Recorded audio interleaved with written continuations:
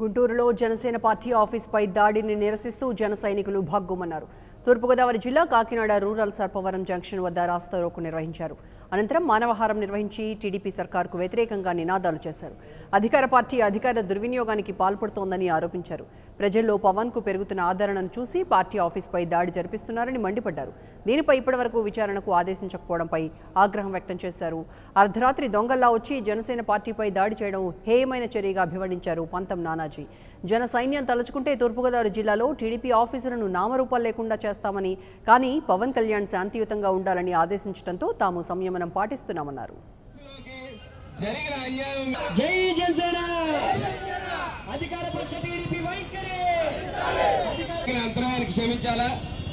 మీ అందరి దృష్టిలో కూడా కాదు, జనసేన పార్టీ ప్రజల పక్షం పార్టీ.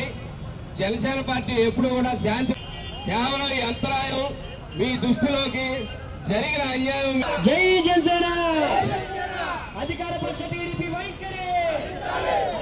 అంతరాయానికి క్షమించాలా.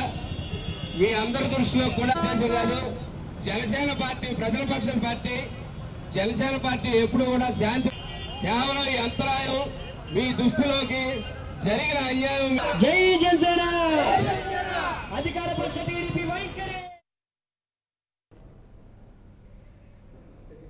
గుంటూరులో జనసేన ప్రధాన కార్యాలయంపై బీర్ బాటిల్స్తో ధ్వంసం సంఘటన నిరసిస్తూ పశ్చిమ గోదావరి జిల్లా పెనుమంట్ర మండలం మార్టేరులో రాస్తారోకో నిర్వహించారు జన సైనికులు. అధికార టీడీపీకి ఓటమి భయంతో ఇలాంటి దాడులకు ప్రయత్నిస్తున్నారని మండిపడ్డారు. వైసీపీ కూడా వచ్చే ఎన్నికల్లో తగిన గుణపాఠం చెబుతామన్నారు జనసేన నేత చిట్టూరి శ్రీనివాస్. భవిష్యత్తులో ఇటువంటి సంఘటనలు జరగకుండా ప్రభుత్వం తగిన చర్యలు తీసుకోవాలని కోరారు. ప్రజలు అన్నీ గమనిస్తున్నారని, త్వరలోనే రెండు పార్టీలకు సరైన బుద్ధి చెప్తామన్నారు.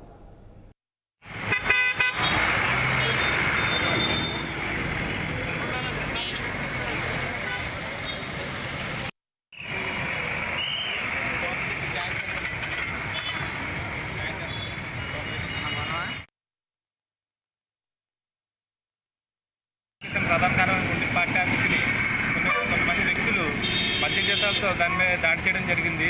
దానికి నిరసన వ్యక్తం చేయడానికి ఈ రోజున మా ఆచండ్ నియోజకవర్గం మార్టేరు సెంటర్లో ఇలాగా నిరసన వ్యక్తం చేయడం జరిగింది. ప్రతిపక్షాల్లో చేసే పనులు ఇవి, కానీ ఇటువంటి దాడులకి మేము భయపడమని ఆ యొక్క అధికార పక్షానికి ప్రతిపక్షానికి చెప్పడం జరుగుతుంది.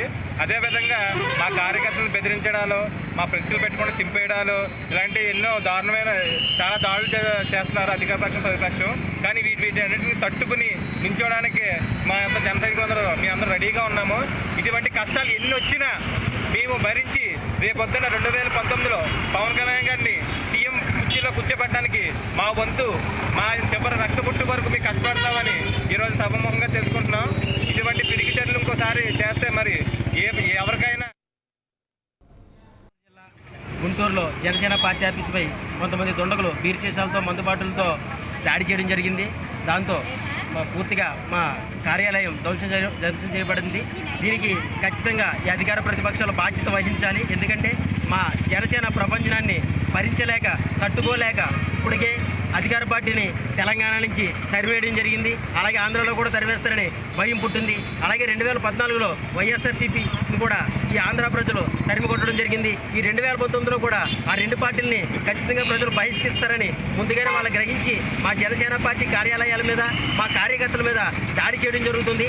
ఈ దాడిని జనసేన కార్యకర్తలు అలాగే యావత్ రాష్ట్ర ప్రజలు కూడా ఖచ్చితంగా ఖండిస్తున్నారు.